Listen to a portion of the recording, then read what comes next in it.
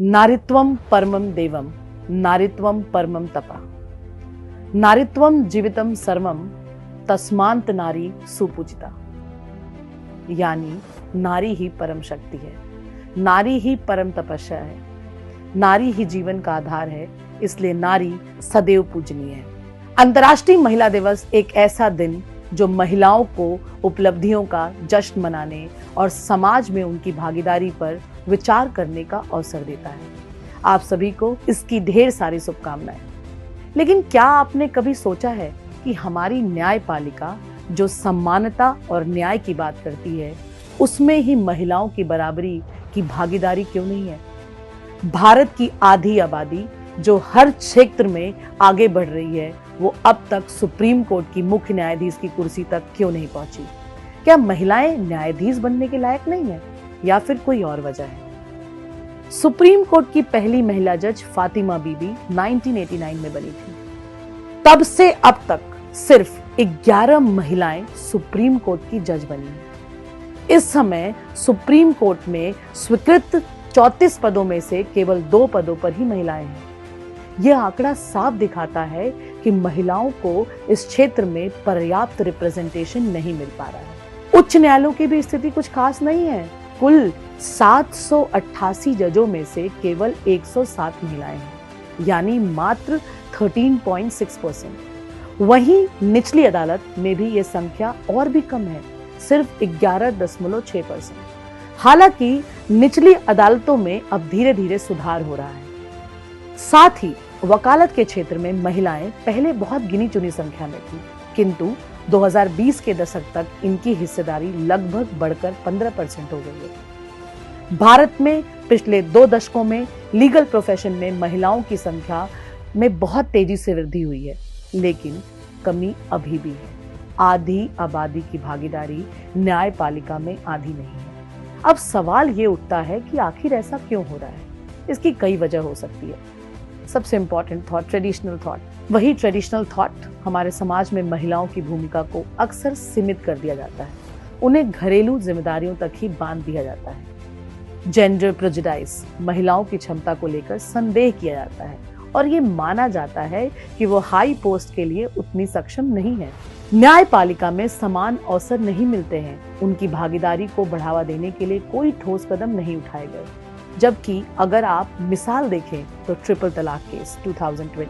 दूसरा important point, अवसरों की कमी। महिलाओं को न्यायपालिका में समान अवसर नहीं मिलते, उनकी भागीदारी को बढ़ावा देने के लिए कोई ठोस कदम नहीं उठाए गए।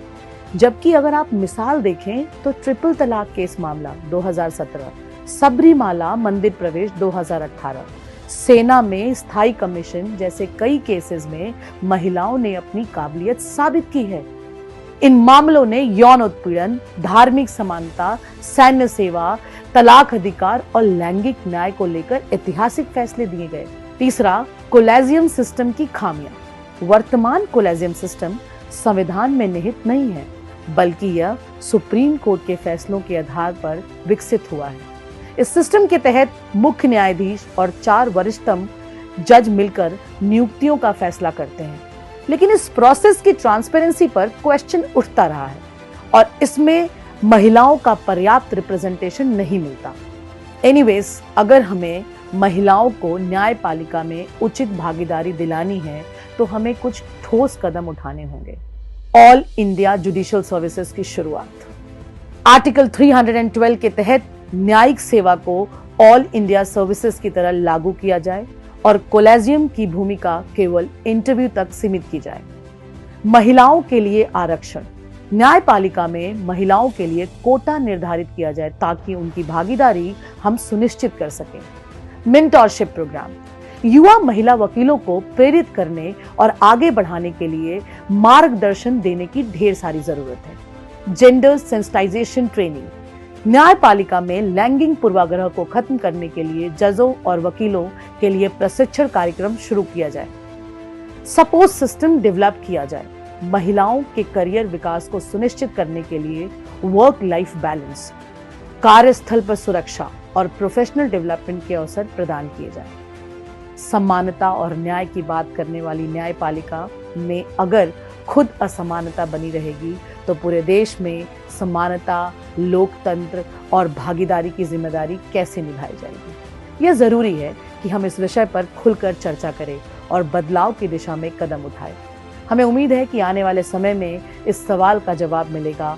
समानता और न्याय की बात करने वाली न्यायपालिका में अगर खुद असमानता बनी रहेगी तो पूरे देश में समानता, लोकतंत्र और भागीदारी की जिम्मेदारी कैसे निभाई जाएगी। यह जरूरी है कि हम इस विषय पर खुलकर चर्चा करें और बदलाव की दिशा में कदम बढ़ाएं।